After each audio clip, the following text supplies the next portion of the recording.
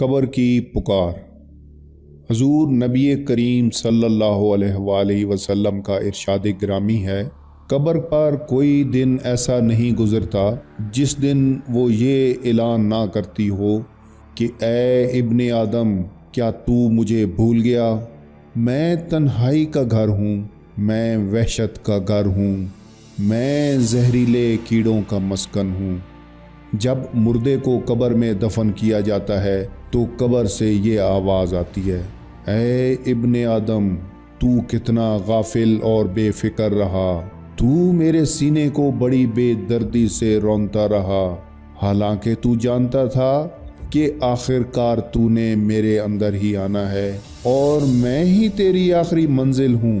میرے اندر کیڑوں کی رہائش ہے، میرے اندر سانپ اور بچھو رہتے ہیں، میں رنج اور تکلیف کی جگہ ہوں، میں اذیت ناک جگہ ہوں، عبرت کا ایسا مقام ہوں جہاں ہر طرف اندھیرا ہی اندھیرا ہے۔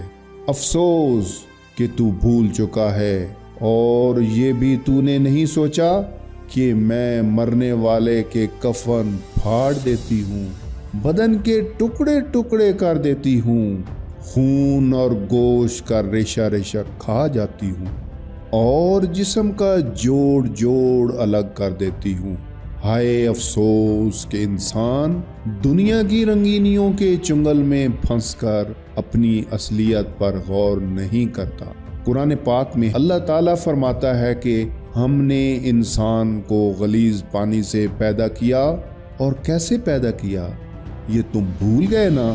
ہم اپنے خالق اور مالک کو بھول چکے ہیں۔ ہمارا دنیا میں آنے کا مقصد اور منشا کیا تھا ہم بھول گئے۔ ہم آخرت کے دن کو بھول گئے۔ ہم دنیا میں رہ کر حقوق اللہ اور حقوق العباد کو بھول گئے۔ ہم موت کے وقت کو بھی بھول گئے۔ ہم اپنی قبر میں آنے والی رات کو بھول گئے۔ ہم اللہ کے عذاب کو بھول گئے۔ ہم پل صراط پر سے گزرنا بھول گئے۔ ہم قبر میں منکر نکیر کے سوالات اور وہاں کی سختی اور تاریکی کو بھول گئے۔ ہم دوزخ کے عذاب کو بھول گئے۔ ہم یہ بھی بھول گئے کہ ہم نے اپنے معبود برحق کے روبرو پیش ہونا ہے۔